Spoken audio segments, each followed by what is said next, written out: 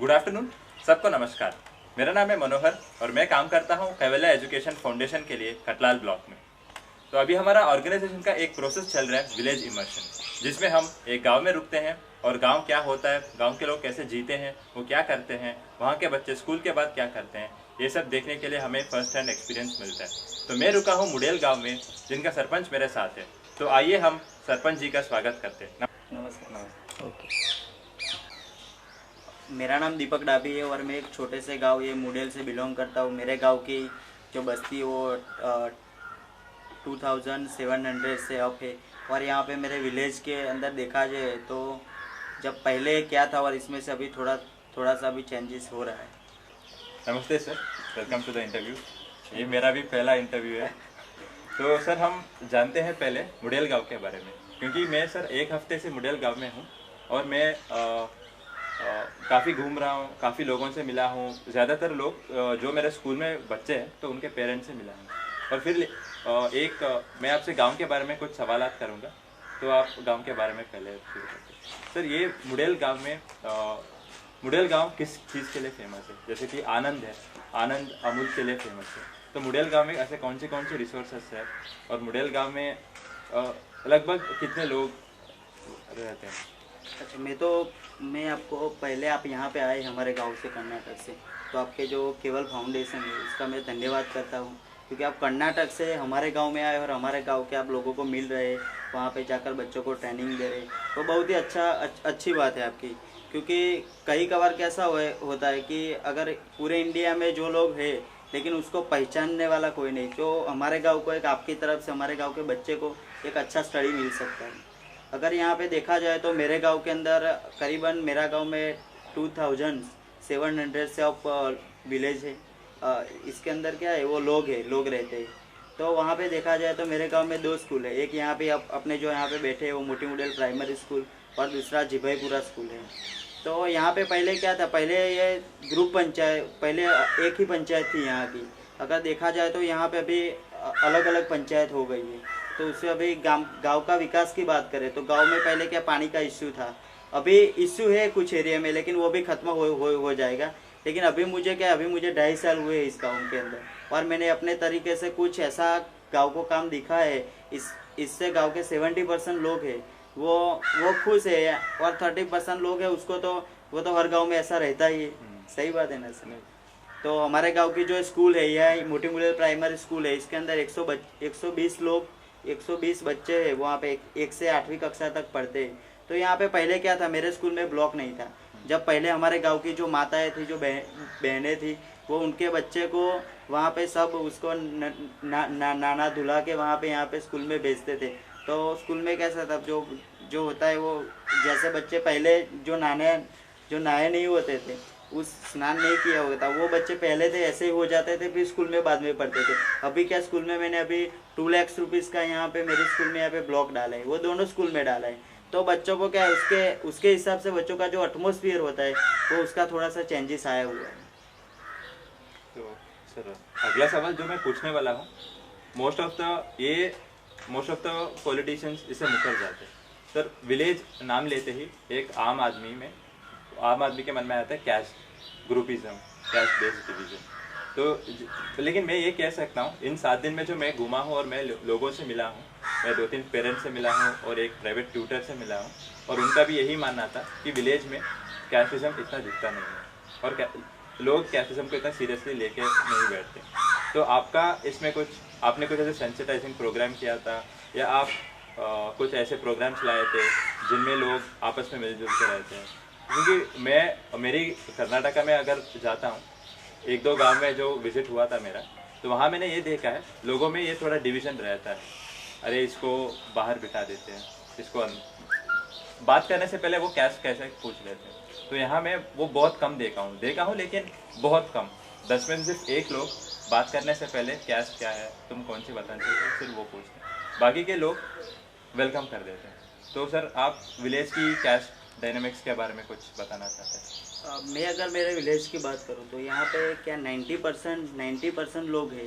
तो 90% लोग ऐसे हैं हमारे गांव में कि वो यहाँ ओबीसी से, बक्सीपंच से, तो यहाँ पे कास्ट का कोई ऐसा इश्यू नहीं। लेकिन हमारे गांव में क्या, सब जाति के लोग हैं। फिर भी वहाँ पे लोग सब मिलजुल कर रहते। हमारे यहाँ ये स्कूल है, इसमें से दूसरी ज्ञाति के भी लोग हैं, वो भी स्कूल में आते हैं, तो वो भी सब हमारे बच्चों के साथ ही, जो जितने कास्ट के हिसाब से जो ओबीसी और वो सब लोग साथ में ही खेलते हैं। ऐसा कुछ हमारे गांव में है ही नहीं। और मैं बताना चाहता हूँ कि अगर देखा जाए हमारे गांव की परिस्थिति, तो क्या है कि अगर मैं इलेक्शन की बात करूँ, तो मैं जब इलेक्शन में खड़ा था तो मेरा कोई बुथ में भी एजेंट नहीं था। अगर ये जातिवाद की बात आती है, जब इलेक्शन होता है तो आपको पता है सरपंच का इलेक्शन हो तो कुटुंबवाद, जातिवाद, ये सब होता है। मैं जब खड़ा रहा तो इसमें से कुटुंबवाद भी नहीं था मेरे गाँव में, जातिवाद भी नहीं, मैं अकेला लड़ा था। यही स्कूल में मेरा बुथ में भी मेरे साथ कोई एजेंट था नहीं, फिर भी मैंने गाँव में जैसे 6 महारथी थे उनको मैंने गिरा दिया था। वो क्या है, लोगों को अगर कुछ दिखे ये गांव के विलेज के अंदर कि ये बंदा है ना कुछ नया करेगा, इस गांव में कुछ ना कुछ इसको आगे ले जाएगा। गांव के अंदर अगर देखा जाए तो ऐसे कम लोग मिलते हैं, ऐसे कम उम्मीदवार ऐसे होते हैं। अगर पहले गांव में कैसा था, लोग गांव के अंदर ऐसा था कि यहाँ पे अगर वो बैठा है तो वहाँ से कुटुंबवाद से तो उनको ही मत दिया जाता है, लेकिन हमारे गाँव में ऐसा कुछ नहीं। हमारे गांव में जो लोगों की जो थिंकिंग है, जो उसकी जो सोच की प्रक्रिया है, वो बहुत ही अच्छी है। थैंक यू सर, ये सवाल आप आंसर करने के लिए। मैं सोचा था आप ये अवॉइड कर देंगे। और सर अगले सवाल है, ये थोड़ा पर्सनल है। आप चिपड़ी में ही मुडेल में ही पले बड़े थे, और आप पहले से गांव में क्या इश्यूज़ है, आप जब स्टूडेंट थे, आप स्कूल जाते थे, आप कॉलेज जाते थे, आपका मन में एक सेट प्रेजुडाइज होगा, ये गांव ऐसा है। तो अभी आप 2-2.5 साल पहले सरपंच बने, तो दीपक एज अ कॉमन मैन और दीपक एज अ सरपंच, तो उनका डिफरेंस क्या है? तो आप पहले कैसे देखते थे इश्यूज़ को, और अभी आप एक पावरफुल पोजीशन पे, आप अभी कुछ करने के पोजीशन पे, तो अभी डिफरेंस क्या है, दीपक एज अ कॉमन मैन और दीपक एज अ सरपंच? तो आप क्या डिफरेंस बता? अभी जब मैं सरपंच नहीं था तब की मैं बात करूँ, तो जब मैं वहाँ पे गांव में आता था तो यहाँ पे जो बड़े बड़े लोग थे वो लोग ही यहाँ पे जो स्टेज पर बैठते थे, सब लोग वो लोग क्रिएट थे। लेकिन मुझे उन लोगों में क्या है, वो इनोवेटिव वर्क मुझे कुछ दिखा नहीं। अगर गांव के बच्चे आगे कैसे आ सकते हैं, गांव के अंदर कैसे वो जो होता है डेवलपिंग, गांव को कैसा किया जाता है, उन बारे में मैंने अभी मेरे गांव में, ये जब भारत देश आज़ाद हुआ तब तक मैंने देखा नहीं कि गांव के अंदर किसी ने चेंज करने का अगर ट्राई किया। अगर किसी ने ट्राई किया होगा तो किसी को तोड़ने का किया होगा। अगर किसी ने ट्राई किया होता मेरे गाँव के अंदर, तो किसी ने ये मिलजुल कर ये दोनों समाज मिल रहे तो उनको कैसे इकट्ठा किया जाए, वो ट्राई किया होगा। अगर मैं देखा जाए तो मेरे गांव के अंदर जब मैं सरपंच नहीं था तब मैंने देखा था कि गांव में काफ़ी इश्यूज़ थे। अभी मैंने पानी का इश्यूज़ देखो तो पहले ही यहाँ पे ये टाँकी थी, तो यहाँ टाँकी से पानी निकलता था और आधा पानी टाँकी में बह जाता था। तो मैंने वहाँ पे ऐसी पाइपलाइन बिठाया कि सबको डायरेक्ट बोर से ही पानी उनको मिले। और वहाँ पे क्या है, थोड़े बहुत जो कि इसमें भी इश्यू थे लेकिन वो भी निकल गए। अभी जो देखा जाए तो मेरे गांव के तकरीबन 70% लोग हैं वो मैंने जो काम किया है, मैंने डेवलपिंग किया है, उससे जो खुश है। अभी काफ़ी में का पानी का इश्यू है, वो भी तुरंत सॉल्व होने ही वाला है। तो अभी मेरा 2.5 साल हुआ है, अभी मेरा 2.5 साल बाकी है। लेकिन मैं अभी सरपंच बनने के बाद मेरे गाँव के जो बच्चे हैं उनका अभी एक ONGC का जो CRS फंड होता है, इसके अंदर मेरे गाँव के स्कूल है, उनका भी मैंने रखा हुआ है कि अगर मेरे गांव के जो स्कूल में अगर प्रोजेक्टर से जो डिजिटल बोलते हैं, डिजिटल स्मार्ट क्लासेस, वो भी अभी मेरे गांव के दोनों स्कूलों में ये टूंक समय में मेरे ख्याल से 1 ईयर ज़्यादा लगेगा, लेकिन वो मेरे स्मार्ट क्लासेस मेरे गांव के दोनों स्कूलों में शुरू होने वाले हैं। तो हमारे गाँव के लिए एक बहुत बड़ी वो है कि हमारे बच्चे जो जैसे इंटरनेशनल स्कूल है, जो आप सोचते हैं कि अहमदाबाद में है, जैसे वो डिजिटल कक्षा का जो मेरे गांव के स्कूलों को वहाँ पे मिलेगा, तो वो बच्चे उनका बेनिफिट ले पाएगा। इससे क्या होगा, बच्चे के अंदर जो उसका जो एटमॉस्फेयर होगा, तो एटमॉस्फेयर से बच्चा को जो टैलेंट मिलेगा, उस टैलेंट के हिसाब से मेरे गांव का बच्चा कहीं भी जाएगा, वो चाहे फॉरेन भी जाता है, जो चाहे देश में कहीं भी जगह अगर वो अदर स्टेट में भी जाएगा तो क्या उनको उस नॉलेज के हिसाब से वो अपना कार्य कर पाएगा। और मेरे हिसाब से मेरे गाँव के बच्चे में भी एक बात करूँ तो हमारे गाँव के यहाँ के जो नायब जिला शिक्षण अधिकारी है वो हमारे गांव में ही हमारे ऐसे ही स्कूल में वो पढ़े हुए थे, और स्कूल में पढ़े हुए थे। यहाँ से ही हमारे गांव का जो बंदा है रंजीत सिंह डाबी करके, वो अभी पूरे खेड़ा डिस्ट्रिक्ट का जो नायब जिला शिक्षण अधिकारी है, वो भी एक बहुत अच्छी बात है। क्योंकि लोगों के अंदर क्या होता है काफ़ी कि सिटी एरिया के लोग होते हैं, वो उन लोगों को ऐसा लगता है कि अगर गांव का बच्चा है तो वो कुछ नहीं कर पाएगा। उसको जैसा भ्रम होता है। तो अभी हमारे गांव का ही बच्चा है और पूरे खेड़ा डिस्ट्रिक्ट के नायब जिला शिक्षा अधिकारी की वो कुर्सी है, वहाँ पे बैठा हुआ है। तो हमारे गांव के लिए भी वो गर्व की बात है। और वो यही स्कूल में पढ़ा था। ऐसा नहीं होता कि अगर इंटरनेशनल स्कूल में पढ़े तो ही बच्चे पढ़ पाते हैं। अगर इंटरनेशनल के अलावा कई कबार वो ट्रस्ट वाले भी स्कूल को दे, वो स्कूल में पढ़े तो हो जाए। लेकिन यहाँ पे ऐसा दिखता है कि हमारे गांव का बच्चा कुछ ना कुछ तो कर सकता है। Thank you sir for answering. Sir अब आपकी सरपंच की टेन्योर पे आते हैं। तो आपने बोला 2.5 साल एज ए सरपंच आपने वक्त बिताया है। तो आपको एडमिनिस्ट्रेटिव रिस्पॉन्सिबिलिटीज़, तो आप वो क्या है, और आपका like a day in the life of a sarpanch कैसे दिखता है? क्योंकि लोग समझते हैं, जो most of the urban people, यानी कि जब मैं अपना बुक्स में पढ़ता था सरपंच का कुछ ऐसा रोल होता है, लेकिन ऐसा एक्चुअली नहीं होता है। Sarpanch has to deal a lot of things in the village, क्योंकि वो उसी गांव का होता है और उसी गांव में रहना होता है। तो उसे बहुत लोगों का देखना होता, बहुत सारे लोगों की समस्या एक लोकल लेवल पे वो करना होता है, और उसके साथ साथ विकास जो हम बोलते हैं आगे कैसे ले जाना है, और विजन। तो आप अपने लेकिन इन सब के बीच एक मुश्किल ये भी होता है, आपको काम करने में काफ़ी सारी हर्डल्स फेस किया होगा। तो अभी आप वो इन 2.5 साल में आपने वो हर्डल्स 2-3 एग्जाम्पल्स बता सकते हैं तो अच्छा होगा। जब मैं इलेक्शन की बात करूँ तो क्या मैं सबसे छोटा था और मैं मम्मी के नाम पे मैं इलेक्शन लड़ा। तो वहाँ पे क्या हुआ था कि काफ़ी, जब मैंने सरपंच में मैंने शुरुआत किया तो क्या मेरे पास तो पॉलिटिक्स नया था। मेरा तो पॉलिटिक्स अगर बैकग्राउंड देखा जाए तो मेरा पॉलिटिक्स में मेरे पीछे कोई नहीं थे। मेरे पापा भी एक एसटी ड्राइवर है और हम मामूली से ज़िंदगी जी रहे हैं। ऐसा नहीं कि हम बड़े पैसे वाले हैं, कुछ तरह से किसी के कोई है हमारा वो वारसदार इसके हिसाब से, ऐसा कुछ नहीं। मैं मेरे गांव के अंदर कुछ करने के हिसाब से आया हुआ हूँ। और मुझे कोई सरपंच कहे ना कहे, मुझे उससे कोई डिफरेंट नहीं है। लेकिन सरपंच सब मेरे गांव वाले होने चाहिए। और मेरे गांव की जब मैं देखा जाए तो गरीबों को आवास का मकान मिलेगा, जो उसकी जो प्राथमिक सुविधा है वो पूरी होगी। तो क्या है, सब लोगों को लगेगा कि ये बंदे ने आकर कुछ ना कुछ नया किया है। तो जो मैंने दिया है भी गांव को, जो सुविधा की बात करें तो अभी मैंने जो स्ट्रीट लाइट की बात करें तो हमारे यहाँ के आजू बाजू के जो गांव है वहाँ पे कोई स्ट्रीट लाइट है ही नहीं। मैंने मेरे खुद के पैसे से मेरे गांव की ये स्ट्रीट लाइट मैंने 1 लाख रुपीज़ के खर्चे से मैंने डाला हुआ है। अभी उसका 1 मीटर आने का बाकी है जीबी का, लेकिन अभी वो चल तो रही है। फिर अगर दूसरी बात देखा जाए तो मेरे गांव के अंदर अभी एक वो इलेक्ट्रॉनिक्स है कि सोलर से जो बोर चालू होता है ना, वो अभी मेरे गांव में उपलब्ध है। अभी आप देखोगे सोलर की वहाँ पे पैनल लगाई हुई है। वो पैनल से हमारे गांव में 2-3 घर है वहाँ पे जो पानी जाता है, क्योंकि वहाँ पे पानी के इश्यूज थे पहले, अभी नहीं है, लेकिन अभी तो एक बोर बना है तो वहाँ से पाइपलाइन जा रही है। तो वहाँ पे देखा जाए तो अभी सोलर से भी बोर चल रहा है। तो काफ़ी लोग, जब हम सरपंच में नए चुनाव जीते थे तो वो बोल रहे थे कि आप लोगों को 6 महीने में हटा देंगे, ये कर देंगे, वो कर देंगे। लेकिन आज की डेट में अगर देखा जाए कि वो लोग अभी दिख नहीं रहे। उन लोगों को पता चल गया है कि ये बंदा कुछ ना कुछ नया करेंगे। अपने जो कुछ भी करेंगे ना तो इससे आगे अपना कुछ चलने वाला नहीं है। तो मैं तो ऐसा कोई, मेरे पास तो कोई अभिमान भी मैंने ऐसा नहीं कर रहा और मैं ऐसा कुछ करने का। लेकिन मेरा जो मोटो है कि गाँव को अगर कुछ ना तरीके से, जब तक मैं गाँव में सरपंच हूँ तब तक मेरे गाँव को कुछ ना कुछ मिले। और मेरे गांव का जो दिशा है, वो जो दिशा विहीन गांव था उसको जो नई दिशा मिले और गांव के अंदर ज़्यादातर लोग समझदार हुए। बस मेरा यही। Thank you sir. अभी आपके पास 2.5 साल और है, तो आप इन 2.5 साल में मुडेल के लिए आपका विजन क्या है? और मुडेल के साथ साथ ये 2.5 साल आपके लाइफ में भी इम्पोर्टेंट है, आपका भी पर्सनल ग्रोथ होगा ये काम करते हुए। तो आप अपने आप को 5 साल के बाद कहाँ देखते हैं? तो पहले आप मुडेल के लिए आपका विजन, और फिर 5 साल में अपने आप को आप कहाँ देखते हैं अगले 5 साल? अभी तो मैं अगले 5 साल की आपने बात की, जो अभी तो 2022 में भी एमएलए का इलेक्शन आने वाला है। तो मैं तो नहीं बता सकता, लेकिन ये सब पब्लिक बता सकती है, क्योंकि ये सब क्या है, ये चीज़ सब पब्लिक पे डिपेंड रहते हैं।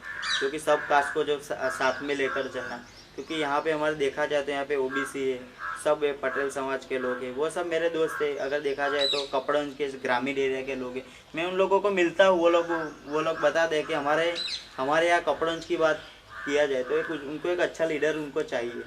तो अगर देखा जाए, मैं मेरे गांव की बात करूँ आपको, तो मेरे गांव के अंदर ऐसा है कि अभी तक जो जिन लोगों ने अभी मैंने 68 आवास, सरदार आवास योजना होता है ना, कि जिनके पास सर घर नहीं थे, घर यानी कि जो आवास है जो बाहर खड़े रहते थे, उन लोगों को अभी सरकार की ओर से एक आदमी को 1.5 लाख रुपया का आवास मिला। ऐसे मेरे गांव में मेरे आने के बाद 68 आवास मेरे गांव की ग्राम पंचायत में हुए हैं। तो वो लोग खुश है काफ़ी 68%। और मैंने देखा कि कई कबार सरपंच में कैसा था, अगर कोई सरपंच बन गया तो कोई किसी के घर पे जाता नहीं था। अगर वो घर पे जाता नहीं था तो उनको ऐसा लगता सर कि अगर यहाँ पे कोई आता नहीं, चलो ना कोई होगा तो होगा, नहीं होगा तो नहीं होगा। लेकिन मैंने क्या किया, सब लोगों को जागरूक किया। अभी गवर्नमेंट की ओर से आयुष्मान कार्ड योजना है, तो मैं सबको वहाँ पे घर पे देने के लिए कहा था कि ये योजना गवर्नमेंट की ओर से चल रही है और आपको इतना लाभ मिलेगा, तो आप ऐसा निकालो, क्योंकि मुफ्त में वैसे भी दे रहे हैं, कोई इसका चार्ज नहीं। लेकिन उसको जो मार्ग दिखाना चाहिए, जो रास्ता है, वो रास्ता मैंने उनको दिखाया। फिर ये उज्ज्वला योजना की बात करें, प्रधानमंत्री, तो मेरे गांव में मैंने 80 से ज़्यादा मैंने जो गैस आते हैं ना, वो जो पहले हमारे गांव की लेडीज़ महिलाएं थी, तो वो महिलाएं कैसी थी कि वो उनको जो चूल्हा था उसके घर में, तो प्रधानमंत्री उज्ज्वला योजना के अनुसार मैंने उन लोगों को वो भी दिया है, गैस का। लोग मैंने घर पे जाकर मैं उसको देख रहा है, तो वो लोग काफ़ी खुश है, क्योंकि कई सालों के बाद उनको एक गैस मिला। क्योंकि गांव में तो ऐसा होता है कि किसी के घर होता है, जो गरीब होता है उनके घर गैस नहीं होता। और जो ये प्रधानमंत्री जी की योजना है तो वो बहुत अच्छी है और मैंने उनको दिया हुआ है, तो वो मुझे भी अच्छा लगता है। मुझे क्या है, मैं अगर काम करूं तो मुझे संतोष मिलता है। और मैं देखा जाए तो मेरे गांव में अभी मेरा है कि पूरे गांव के अंदर स्ट्रीट लाइट का प्रोजेक्ट ONGC की ओर से हमारे गांव को मिलने वाला है। बात चल रही है अभी, ये भी होने ही वाला है और हो ही जाएगा, तो इसमें कोई दिक्कत नहीं है। और बच्चे काफ़ी 70% लोग मेरे गांव के खुश हैं, वो बहुत बड़ी अच्छी बात है। क्योंकि पहले सरपंच इसमें से कोई ऐसा नहीं था, क्योंकि आज वो मेरे सामने भी जो उम्मीदवार खड़े थे उनमें 3-4 उम्मीदवार है, वो भी मेरे पास है और वो भी खुश है कि ना दीपक तूने बहुत अच्छा काम किया। तो इससे मुझे ऐसा लगता है कि मैं कुछ ना कुछ कर सकता हूँ। और अगर ये मैं आपने बताया ना कि अगर आप ये 2.5 साल के बाद कहें, तो मैं आपको एक बात बताना चाहता हूँ कि अगर 2.5 साल के बाद में मेरा एक NGO शुरू करने वाला हूँ और मैं इसकी शुरुआत मैंने कर ही दिया है। तो मैं हर गांव में जाने वाला हूँ, कपड़वंज के हर गांव में जाकर लोगों को मिलने वाला हूँ, लोगों की क्या क्या समस्या है मैं उनको। और मेरा ये मोटो है कि मैं पूरे कपड़वंज एरिया के अंदर 30,000 लोगों को मिलूंगा और उनको कुछ ना कुछ मैं एक हेल्प करना चाहता हूँ। किसी के पास अगर आयुष्मान कार्ड नहीं तो मैं उसको वो दिलाऊंगा, किसी के पास जो उज्ज्वला योजना का गैस नहीं तो वो दिलाऊंगा, अगर किसी के पास पैन कार्ड नहीं है तो वो चीज़ भी मैं उसको दिलाऊंगा और मैं हेल्प करूँगा। क्योंकि मैं उन लीडरों में नहीं हूँ जो लीडर घर पे बैठे रहते, मैं उन लीडरों में नहीं हूँ कि जो लीडर कुछ कर नहीं पाते, मैं उन लीडरों में नहीं हूँ कि जो लीडर सिर्फ बातें करते हैं, मैं उन लीडरों में नहीं हूँ कि जो लोग सिर्फ बातें करने के बाद भी कुछ करते नहीं है। मैं उन लीडर में हूँ, मैं पहले कपड़ों की जनता को मैं कुछ दूंगा, फिर मैं उनके पास जाने वाला हूँ। जरूर सर, आपका विजन बहुत अच्छा लगा। बस अगर आप 1 साल बाद शुरू कर रहे हैं तो हमें भी याद रखिएगा, हमारा जब जिस NGO के लिए मैं अभी काम कर रहा हूँ वो 1 और साल रहेगा, तो उसके बाद मैं भी खाली होगा, तो प्लीज़ रिमेम्बर अस। हाँ सर, यदि अब पॉलिटिक्स की बात करते हैं तो अब तो एक परसेप्शन है नॉर्मल, एक इंडियन मिडिल क्लास, जो सैलरीड मिडिल क्लास हो, रूरल मिडिल क्लास हो, तो उनमें एक परसेप्शन बन चुका है आपको पॉलिटिक्स में आना है, आपको पॉलिटिक्स में ऊपर आना है तो आपको चाहिए एक अनलिमिटेड मनी, अनलिमिटेड रिसोर्सेज, या किसी गॉडफादर का हाथ, या एक बहुत बड़ा बैकग्राउंड, या एक जो मेजॉरिटी कैस्ट होता है उसका बैकग्राउंड। इन 4 चीज़ों के अलावा अब माना जाता है, ये काफ़ी आर्टिकल्स में आ चुका है, टीवी इंटरव्यूज में हम रोज़ देखते हैं, इन 4 चीज़ों के अलावा बैकग्राउंड, मनी, गॉडफादर या सपोर्ट, इन 4 चीज़ों के अलावा हम बहुत कम ऐसे एग्जांपल्स हैं जो स्क्रैच से शुरू करके टॉप तक गए। बहुत कम एग्जांपल्स है, सिर्फ बहुत ही हम शायद गिन सकते हैं उनको। तो आप अपना जर्नी की शुरुआत पॉलिटिक्स में बिना सब, आपने बताया आपके फादर एक ऑर्डिनरी ड्राइवर है और आपने बताया आपके कास्ट भी इस गांव में जिसका आप सरपंच है डोमिनेंट नहीं है, तो क्या आप क्या अपनी जर्नी को आप कैसे समराइज कर सकते हैं? और लोगों को, या जो भी ये शायद ये देखेगा जिनके मन में पॉलिटिक्स में आने का, कुछ करने का इरादा है, तो आप उनको कैसे कन्विंस कर सकते हैं कि यही नहीं है, ये सब ना हो तो भी आप कर सकते हैं? तो आप अपने स्ट्रैटेजीज कैसे डिवाइस करते हैं और आप कैसे नेटवर्क करते हैं? तो आप इसके बारे में आप अपना जर्नी और अपना एक्सपीरियंस आप शेयर करेंगे तो। पहली बात बताओ आपको कि सर अगर देखा जाए तो काफ़ी पॉलिटिशियन ऐसे होते हैं कि जो पहले तो उनको वारसा में पैसे उनके पास होते हैं, तो उसका जो आर्थिक आर्थिक होता है जो परिस्थिति, वो सबसे मजबूत होते हैं, फिर वो पॉलिटिक्स में लाइन में वैसे लीडर। लेकिन मेरी बात मैं आपको बताऊँ तो मैं अगर बात करें, मैं 10वीं कक्षा में जब पढ़ता था तो ये जो छिपड़ी पाटिया सर्कल है ना, वहाँ पे मैं जो रस के ग्लास, मेरे मामा की दुकान थी लड़के की, कैरी के आम का जूस, अभी उनाड़ा में तो वो चल रहा है जो तो उसकी मैं वहाँ पे ग्लास धो रहा था। तो मेरा पॉलिटिक्स जर्नी के बारे में बताऊँ तो मैं काफ़ी एमएलए एमपीज़ के साथ मेरा रिलेशन है और मैं उन लोगों को मिला हुआ हूँ। तो वहाँ क्या है, जो सादाई की बात की जाए तो मेरी बात करूँ तो मैं 10वीं कक्षा में जब पढ़ता था तो वहाँ पे मैं बुके लाया था। वहाँ पे वो ऐसा नहीं था कि मेरी आर्थिक परिस्थिति ख़राब थी, आर्थिक परिस्थिति सब कुछ अच्छी थी, लेकिन मेरा कुछ करने का जुनून था। मैं अगर ये भी कर सकता हूँ, इसमें क्या है, रस के ग्लास धोना तो वो थोड़ी बहुत बड़ी वो है, मैं वो भी कर सकता हूँ। तो काफ़ी लोग क्या रहते हैं कि जिनके पास सब कुछ होते हैं वो कुछ करने के लिए तैयार होते हैं नहीं। तो मेरा देखा जाए तो मेरे पास तो, मैं इतना पैसे वाला आदमी हुई नहीं, लेकिन मेरे पास भी कुछ सपोर्टर है। मेरे बिल्डर, मैं भी जॉब करता हूँ, वहाँ से मेरा कंस्ट्रक्शन लाइन से मेरा है, तो वो लोग भी मुझे अगर मैं पॉलिटिक्स में मैं आगे आया तो वो लोग सपोर्ट करेंगे। और मेरे पास सबसे ज़्यादा, मुझे तो किसी का भी सपोर्ट की ज़रूरत नहीं है। पहले तो मेरे पास के अगर सबसे ज़्यादा पब्लिक का सपोर्ट रहेगा तो मैं कुछ भी कर सकता हूँ, और मुझे कुछ भी करने के लिए कोई रोक नहीं सकता। और आप पहली बात बता दूँ कि अगर लीडर बनना है तो लीडर में क्या है कि खुद के अंदर पहले तो आत्मविश्वास होना चाहिए। वो आत्मविश्वास से ही वीरता की शुरुआत होती है। मैं किसी का फॉलोअर्स नहीं हूँ, लेकिन मैं ना कुछ एमपी एमएलए के साथ घूमता हूँ, तो उसके अंदर जो होता है कुछ ना कुछ मैं सीखता हूँ। तो उनमें से कुछ सीखकर मैं अपने पब्लिक में भी जाता हूँ, तो उनके अंदर से भी मुझे कुछ एक बात फिक्स है कि अगर कोई भी बंदा हो, आप कर्नाटक से आए तो आपके अंदर से भी मुझे कुछ सीखने का मिलेगा। तो वो मेरे अंदर में वो चीज़ करूँगा, अगर वो चीज़ मुझे अच्छी लगी तो। और कई नेता है उनके अंदर मुझे अगर कुछ चीज़ अच्छी नहीं लगी तो मैं वो चीज़ नहीं करूँगा कि मुझे और अच्छा नहीं लगा ये चीज़। तो अगर देखा जाए तो आपने जो बात की अगर पैसे की, तो अगर मेरे पास पब्लिक होगी ना तो मुझे कुछ पैसे की ज़रूरत नहीं है। पब्लिक का साथ रहेगा, सब कुछ रहेगा, तो मेरे पास सब कुछ है। वो पब्लिक ही मेरे भगवान है। Thank you sir. सर अभी लोग कहते हैं India is changing, last 5 years of governance हो, तो जो भी रीजन्स हो, इंडिया चेंज हो रहा है। और हाँ, आप मतलब मैं आपको मेरी सेक्टर के बारे में थोड़ी बता दूं तो पहले पिछली साल में 2000 से 2010 तक कॉर्पोरेट सेक्टर का बहुत बड़ा बूम था। आप कहाँ भी देखें लोग सॉफ्टवेयर कंपनीज में चले जाते थे, हर तीसरे बंदे सॉफ्टवेयर इंजीनियर होता था, आप किसी सिटी में पकड़ लेते।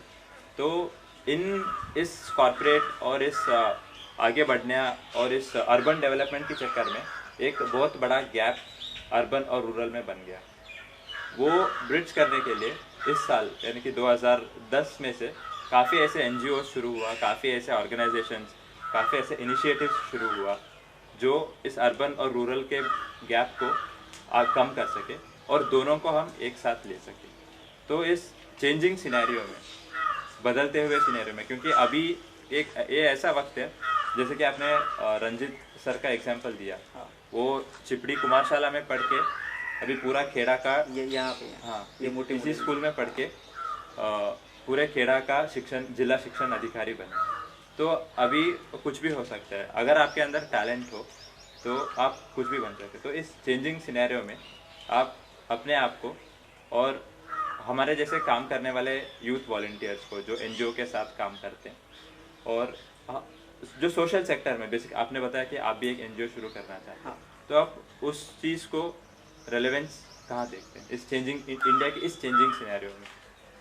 अच्छा, तो मैं आपको अगर NGO के ट्रस्ट की बात करूँ तो आपका जो एक केवलम फाउंडेशन के, मैं आपको एक चीज़ बताना चाहता हूँ कि अगर आप हर जगह पे जाते हो, पूरे हमारे कठलाल एरिया में तो आप घूमे ही हो, और ऑल ओवर खेड़ा में भी आपकी टीम है, वो आपकी वो पिरामिल से पिरामिल पिरामिल का पिरामिल CSR, फाउंडर CRS है।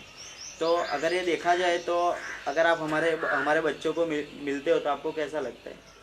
अगर थोड़ा चेंजेस आपको दिख रहा है ना, अगर जो सिटी के बच्चे हो या गांव के बच्चे में थोड़ा आपको डिफरेंट दिखेगा। लेकिन उसके हिसाब से अगर देखा जाए तो हमारे गांव पहले क्या था कि लोग कहते थे कि अगर के सिटी का बच्चा हो तो वो बहुत अच्छा पढ़ाई वाला हो, गांव का बच्चा हो तो उसमें कुछ दिखेगा नहीं आपको। लेकिन अभी का जो चेंजेस का माहौल की बात करें तो अभी पूरे इंडिया में ऐसा चेंजेस हो रहा है कि अगर ये गांव के बच्चे हैं ना, वो सिटी के बच्चे को साथ में खड़े रह सकते हैं, कंपटीशन कर सकते हैं। जैसे मैंने आपको बताया कि मेरा गांव का रंजीत सिंह डाबी है, पूरे खेड़ा डिस्ट्रिक्ट का शिक्षण अभी नायब जिला शिक्षण अधिकारी। वो क्यों है? वो गांव का ही बंदा है, वो गांव से ही निकला हुआ है, गांव से उन्होंने मेहनत की है। और वो जब टीचिंग में थे तो वो भी गांव में ही पढ़ाते थे। तो गांव का बच्चा अगर देखा जाए तो ये रंजीत सिंह डाबी है। वो देखो जब वो बच्चे थे तो तब भी वो सब खेलते थे, तो आज उसका एक उन्होंने क्या उसका अलग वो चीज़ की है। मैं तो उनके बारे में, वो एक बहुत अच्छा मोटिवेशन स्पीकर भी है। अगर उनकी स्पीच सुनो तो मेरे ख्याल से मुझे नहीं लगता कि खेड़ा डिस्ट्रिक्ट में कोई ऐसा टीचर हो कि उनके जैसी स्पीच दे सके। वो एक बहुत बड़ी बात है, क्योंकि अगर वो बच्चों के अंदर जो अगर मोटिवेशन है, अगर कुछ ना कुछ करना है तो वो चीज़ उन्होंने वो मायने रखती है मोटिवेशन की। और मैं आपके केवलन फाउंडेशन के बारे में बात करूं तो आप अच्छी बात है कि आप हमारे कठलाल के अलग अलग यहाँ पे गांव में घूमते हैं, हमारे बच्चों को आप मिलते हैं, तो आप उनको जो सिखा रहे हैं और हमारे बच्चे जो सीख रहे हैं उनसे आप जो सिटी एरिया के जो आपके जो थिंक लेकर यहाँ पे आए, तो वो बहुत बड़ी अच्छी बात है कि हमारे गांव के लड़के हैं वो आप सिखा रहे। तो आपका केवल फाउंडेशन का मैं धन्यवाद करना चाहता हूँ, क्योंकि आप वहाँ से कर्नाटक से अगर आप हमारे यहाँ गांव में रुकते हैं, बच्चों के घर पे जाते हैं, उसके वाली को मिलते हैं, तो उसके कुछ ना कुछ चेंजेस आएगा। और मेरे ख्याल से मैं बताऊँ तो अभी तक मैं आपका केवलम फाउंडेशन की ओर से ही यहाँ पे हो रहा है, पहले ऐसा कुछ हुआ नहीं था। मैं आपके बीच में आया था वो आपके जिवेपुरा प्राथमिक शाला में, तो आपका वो मैंने देखा कि वो आप जो कर रहे थे ना, वो क्या था, वो लाइब्रेरी पुस्तक महालय का। उनमें पुस्तक से क्या होता है, सबसे ज़्यादा बच्चे जो अगर पुस्तक में रीडिंग जो करते हैं उनमें से जो उसको सीखने का कुछ मिलता है, उससे वो बच्चा क्या है, उसके अंदर कुछ ना कुछ वो होता है। तो उनको लगता है कि पढ़ने के अलावा कुछ अगर सीखने का भी मिले तो वो अच्छा। वो जो आपकी और रचनात्मकता है जो आपके केवलम फाउंडेशन की, वो मुझे बहुत अच्छी लगी। और मैं आप सभी लोगों का कठलाल के, अगर हमारे कठलाल के गांव में जाकर बच्चों को जो मिल रहे हैं उन सबका मैं धन्यवाद करना चाहता हूँ, क्योंकि हमारे गांव के बच्चे को आप जो सिखा रहे हैं और जो टैलेंट दे रहे हैं, तो वो मुझे बहुत बड़ी अच्छा लगा कि आपके जो केवलम फाउंडेशन की ओर से आप वहाँ से कर्नाटक से आकर हमारे बच्चों को सिखा रहे, वो बहुत बहुत बड़ा अच्छी बात है। Thank you sir. सर एक आखिरी सवाल है और एक क्लोजिंग स्टेटमेंट भी आप मैं रिक्वेस्ट करता हूँ आपसे। जितना पेरेंट्स से मैंने अभी मिला, ये मैं अपना एक हफ्ते का एक्सपीरियंस से बता रहा हूँ। काफ़ी पेरेंट्स एजुकेटेड नहीं है, 10वीं पास है या उससे भी कम है, तो और वो रोज़ यानी कि लेबर जॉब्स, यानी कि एक बच्चे का फादर रोज़ अहमदाबाद फैक्ट्री में काम करने जाते हैं, फैक्ट्री में वर्क कर रहे हैं, और एक बच्चे का फादर रोज़ चिपड़ी से अहमदाबाद का इको चलाते हैं। तो उनके पास इतना वक्त नहीं होता है अपने बच्चे को, लेकिन बच्चे जो हैं वो बहुत सेंसिटिव होते हैं। तो आप अपने इस 2-2.5 साल के टेन्योर जो बचा है, क्या आप ऐसे जो इनिशिएटिव स्कूल लेवल में या गांव लेवल में, कम्युनिटी लेवल में एक ऐसे इनिशिएटिव ला सकते हैं जिन्हें पेरेंट्स समझ सकते हैं कि बच्चे का इम्पोर्टेंस, उनका इम्पोर्टेंस बच्चे की लाइफ में कितना है। अगर रोज़ पेरेंट्स जाके बच्चों को पूछते हैं तुमने आज स्कूल में क्या पढ़ा, तुम्हारा दिन कैसा था, तुम क्या सीखे, आज टीचर ने क्या पढ़ाया, ये बच्चे पे बहुत ज़्यादा असर होता है। ये जो इमोशनल टैग है, जो इमोशनल लर्निंग है, तो वो बच्चे पे बहुत असर पड़ेगा। उसे लगता है कि मुझे कोई पूछ रहा है, तो उसे लगता है वो बहुत पहले से वो आंसरेबल और अकाउंटेबिलिटी जो है वो बहुत पहले से बाल अवस्था में ही बच्चों में जारी होता है। तो अगर सर ये मैं कोशिश कर रहा हूँ, मेरी तरफ से मैं कितना कर सकता हूँ, लेकिन इतना मैं सक्सेसफुल नहीं हो पा रहा हूँ, क्योंकि मैं जो बात करता हूँ वो बस एक ही तरफ का बात होती है। अगर मैं थोड़ा स्ट्रेस करूँगा या तो वो मुकर जाते हैं, या उनको लगता है कि ये कौन है, ये अलग राज्य से आते हैं, हमारा भाषा भी नहीं बोलता है, ये क्या, ऐसे रिस्पॉन्सेस मिलता है। क्योंकि आप इन्हीं में से हैं, आपको सब पहचानते हैं, तो क्या आप इस चीज़ का ध्यान रख के जब कम्युनिटी का अगली मीटिंग होगा या जब आप स्कूल विजिट्स पे जाते हैं तो इस चीज़ आप ऐसे regular parents teacher meeting setup कर सकते हैं हर दूसरे शनिवार ऐसे, क्योंकि शनिवार तो मॉर्निंग स्कूल होता है, दोपहर में टाइम रह जाता है।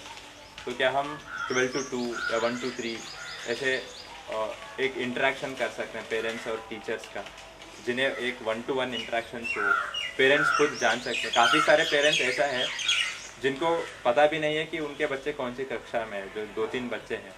तो इस चीज़ को हम कैसे कम कर सकते हैं, तो इसके ऊपर आप अपना स्ट्रैटेजी या कुछ ऐसे इनिशिएटिव्स आप ले सकते हैं। मैं आपको बता दूं कि यहाँ पे कैसा है कि यहाँ पे करीबन मैंने आपको बताया कि यहाँ से हर जो गांव के जो उसके यहाँ पे बच्चे जो पढ़ते हैं उनके फादर है ना, वो यहाँ पे काफ़ी लोगों के पास जॉब नहीं है।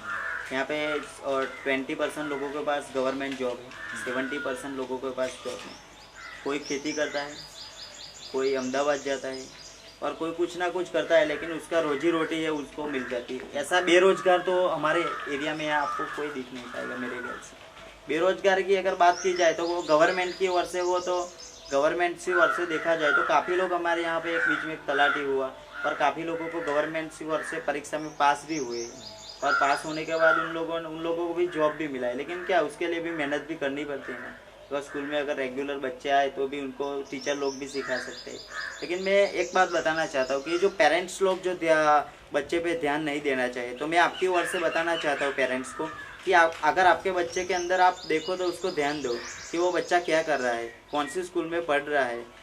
अभी उसका लेसन की बात की है तो वो टीचर है यहाँ पे उसको क्या लेसन दे रहे हैं और वो बच्चा करता है या नहीं करता है। तो आपके माध्यम से मैं कहना चाहता हूँ सब मेरे गांव के पेरेंट्स को कि आपको ये सब कुछ चीज़ देखना चाहिए। अगर आप देखेंगे तो आपके बच्चे के अंदर ही वो थोड़ा सा इम्प्रूवमेंट दिखेगा, तो वो बच्चा कुछ ना कुछ आगे जाकर कर पाएगा। वो तो मैं आपके केवल फाउंडेशन और की माध्यम से मैं पूरे कटलार एरिया के वाली को कहता हूँ कि बच्चा क्या कर रहा है। इसमें क्या होता है कि जो लोग टीचिंग है, जो लोग टीचर है, उन लोगों के बच्चे उन लोगों पे ज़्यादा ध्यान वो लोग तो देते ही है। लेकिन जो लोग जो ये बात किया इन्होंने कि काफ़ी लोग अहमदाबाद जा रहे हैं, काफ़ी लोग फार्मर है, तो वो लोग हैं ना, वो अपने बच्चे को देखते नहीं। बच्चा जा रहा है ना, सुबह में उठ के 5 बजे आ गए, बस क्या हुआ, वो खाना पाना खा लिया फिर सो गए। ऐसा नहीं, बच्चे के अंदर कुछ ना कुछ आप बोलते रहो, कुछ ना कुछ आप करते रहो, तो वो बच्चे के अंदर क्या कुछ ना कुछ दिखेगा। तो अगर दिखेगा तो आपको ही आगे जाके वो बच्चा कुछ ना कुछ कर पाएगा, क्योंकि सब बच्चे में कुछ ना कुछ टैलेंट तो होता है। उस टैलेंट के हिसाब से जो आपने कुछ उनको मोटिवेट किया होगा, आपने कुछ ना कुछ उनको बोला होगा कि तू बड़ा होकर क्या बनेगा, तो वो बोलेगा कोई मेरे पुलिस बनूंगा, कोई बोल रहा है कि मैं मुख्यमंत्री बनूंगा, कोई बोल रहा है कि मैं एमएलए बनूंगा, कोई बंदा ऐसा, कोई बच्चा ऐसा बोलेगा कि मैं इनकम टैक्स ऑफिसर बनूंगा। और मेरी यही सोच है कि मेरे गांव के जो बच्चे हैं उनका जो होना चाहिए ना, वो विजन और वो पढ़े जाकर वो ऐसी जगह पे जाए कि वो अगर बोले कि कहाँ के, तो वो बच्चा बोलना चाहे कि मैं मोटी मुड़ेल गाँव का हूँ। और वहाँ पे जो अगर देखा जाए तो मैं बात करूँ सर, आपने जो बताया कि पेरेंट्स लोग वो ध्यान नहीं दे रहा, तो मेरी एक सोच है कि मैं अभी इस दिवाली के बाद मेरे गांव में मैं एक लाइब्रेरी शुरू करने वाला हूँ। तो लाइब्रेरी में जो जितने भी बच्चे, अगर मैं उनको क्या है फ्री में ट्यूशन क्लासेस, एक बंदे को, मेरे गांव का ही बंदा है, उसको मैं बिठाने वाला हूँ। तो वो बंदा ऐसा करेंगे कि मेरे गांव में जितने बच्चे हैं वो 1 से लेकर 8वीं कक्षा तक पढ़ते हैं, तो 1 से लेकर 8वीं कक्षा पर जो भी बच्चे पढ़ रहे हैं उन सब बच्चे को मैं वहाँ पे बोलूँगा। उसका अगर संडे होगा, हर संडे के दिन में सब लोगों को हम बोलेंगे वहाँ पे, वही बंदा वो बोलेगा कि आपने मंडे से लेकर सैटरडे तक स्कूल में क्या किया, वो सब लेकर उसको आने का, और वो उसको बोलेगा कि आपने क्या किया, तो इसमें से क्या सीखा। तो उसका टीचिंग वो जो आपने बता रहे हैं क्या, वो काफ़ी लोगों को टाइम नहीं मिलता, तो इनसे थोड़ा भी हमारे गाँव में इम्प्रूवमेंट दिखेगा। Thank you sir. ये कम्युनिटी लाइब्रेरी इनिशिएटिव सुन के मुझे भी बहुत एक्साइटिंग लग रहा है, क्योंकि मैं 1 और साल काम करने वाला हूँ। अच्छा। तो हम इसको और अच्छे से कैसे बना सकते हैं और इससे बच्चों का कितना मैक्सिमम फ़ायदा। हम स्कूल में भी पुस्तक मेला इसलिए कराया था ताकि बच्चों का ज़्यादा फ़ायदा हो, तो आपको भी मैंने उस दिन शेयर किया था। हाँ वो तो, लेकिन मैं आपको एक बात बताना चाहता हूँ कि हमारी जो लाइब्रेरी है ना, ऑलरेडी हमारे गांव में एक लाइब्रेरी चल ही रही है, लेकिन वो किसी घर पे चल रही है। लेकिन अभी उसका मकान भी हमारा जो पास होने वाला है हमारे गांव में, तो उससे उसके हिसाब से मेरे गांव के मेरे हिसाब से यहाँ पे 120 लोग 120 बच्चे पढ़ रहे हैं। और वहाँ पे तो उसका कुछ टाइम सेट करेंगे हम, जिभाई पूरा के जो जितने बच्चे उनको सैटरडे में रखेंगे और यहाँ के जो बच्चे उसको संडे पे रहेंगे। लेकिन मैं कुछ ऐसा करूँगा मेरे गांव के लिए कि मैं बड़ौदा से, अहमदाबाद से जो मोटिवेशन ट्रेनर है उनको बुलाकर उन बच्चे को ट्रेनिंग दी जाएगी हर संडे हर सैटरडे। तो क्या है ये चीज़ होगा तो बच्चे के अंदर कुछ ना कुछ नया दिखेगा, तो कुछ ना कुछ वहाँ से जो सीखेगा तो मेरे गांव का बच्चा, मैं जब तक समझ सकता हूँ मेरे आइडियाज से, तब तक मेरे गांव का बच्चा कोई भी जगह जाएगा, चाहे किसी देश में भी जाएगा, चाहे किसी स्टेट में भी जाएगा, चाहे किसी भी जॉब करने के लिए भी जाएगा, चाहे किसी भी इंटरव्यू के अंदर जाएगा, तो उनके अंदर जो रचनात्मकता होती है ना वो दिखेंगे उनके अंदर। और मेरे ख्याल से तो जो रचनात्मकता से जो बंदे होते हैं ना वो किसी भी जगह पे जाएगा, लेकिन वो पीछे तो नहीं हटेगा, नहीं हटेगा, नहीं हटेगा, ये 100%। Thank you so much sir, अपनी बिजी शेड्यूल से आपने, वो भी संडे का दिन जो आपका पर्सनल टाइम होता है, तो आपने हमारी ऑर्गेनाइजेशन और मेरी रिक्वेस्ट पे आप मान के, thanks for coming and thanks for doing this interview. Thank you. Okay, thank you very much.